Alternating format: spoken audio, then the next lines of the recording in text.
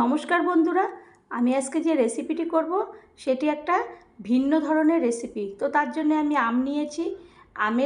আমি যে ভেতরের যে শাঁসটা চামচ দিয়ে ছাড়িয়ে আমি একটা মিক্সিং জারে নিয়ে মিহি পেস্ট করে একটা সাইড করে রাখবো। তো আমরা আম দিয়ে এই পাকা আম দিয়ে বা দুধ দিয়ে নানান রকম রেসিপি করে থাকি।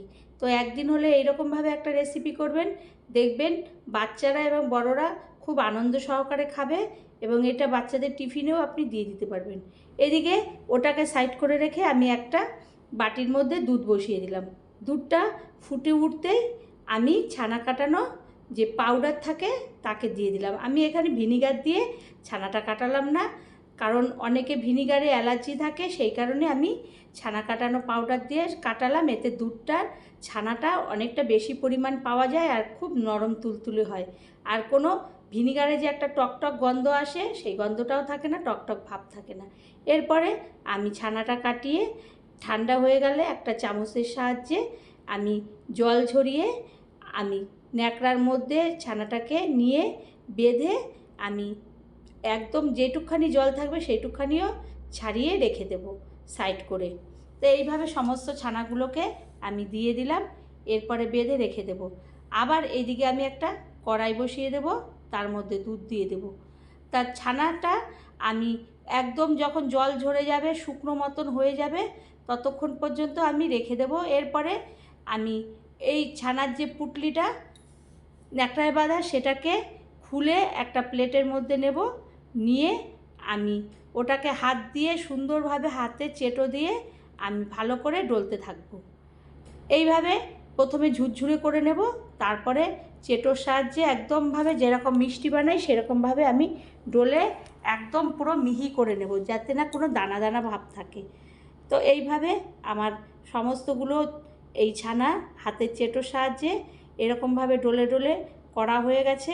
এরপর একটা মুন্ডর মতন করে আমি এটাকে রেখে দেবো একটা সাইডে।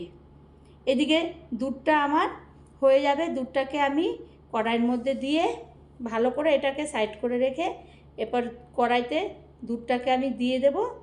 দিয়ে ওর দুধটা যখন গরম হবে আমি খুন্তির সাহায্যে ভালো করে নাড়তে থাকবো।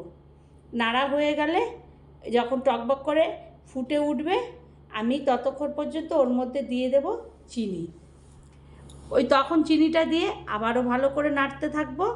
নাড়তে নাড়তে একদম যখন একটুখানি অল্প মতন একটু জলটা শুকিয়ে দুধটা শুকিয়ে যাবে, তখন আমি ছানাটাকে ওর মধ্যে দিয়ে দেব। তা আমি প্রথমে একটু ভালো করে ওটা লেগে গেছিলো প্লেটটার মধ্যে, আমি আবার ছাড়িয়ে তারপর হাত দিয়ে দিয়ে দিলাম। ভাবলাম যে নেমে যাবে, কিন্তু না, এতটাই শুকনো অবস্থা ছিল, ওইভাবে দিয়ে দিলাম। দিয়ে এরপরে ছানাটাকে দুধের সঙ্গে চিনির সঙ্গে ভালো করে পায়েস যেরকম রান্না করে সেরকমভাবে করব। তা আমরা তো অনেক কিছুই করে থাকি এই পাকা আমে, তাই ছানার পায়েস পাকা আম দিয়ে একদিন হলেও করবেন, হেভি খেতে লাগে, সুন্দর। এবং এরপরে এই যখন দেখলাম যে দুধটা ছানাটা মোটামুটি সমানভাবে হয়ে গেছে, তখন যে আমের পাল্পটা করে রেখেছিলাম সেই পাল্পটাকে দিয়ে দেব। দিয়ে আমি ভালো করে নাড়বো। নাড়তে নাড়তে একবার টকবক টকবক করে যখন ফুটবে তখন আমি ওর মধ্যে দিয়ে দেবো একটু ঘি।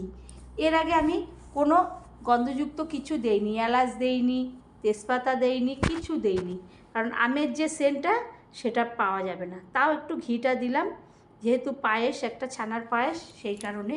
এরপরে ঠান্ডা হয়ে গেলে ওভেনটা বন্ধ করে একটা বাটির মধ্যে আমি এই ছানার পায়েসটা আমের তুলে নেব।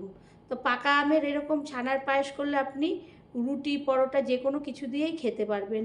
এরপর আমি বাটিটার মধ্যে সমস্তটা ছানার পায়েস তুলে নেব। তুলে আমি ঠান্ডা করতে দেব। এবার ওর মধ্যে কিছুটা কাজু কিশমিশ দিয়ে দেব। আমি ভেতরেও দিয়েছিলাম কিছুটা, তারপর ওপরে ডেকোরেশন করানোর জন্যে আমি ওইটা দিয়ে দেব। তো একদিন হলেও এরকম পাকা আম থাকতে থাকতে একটা পায়েস করবেন, দেখবেন খেতে খুবই ভালো লাগবে। ভালো লাগলে আবারও কোনো রেসিপিতে দেখাবে। ধন্যবাদ।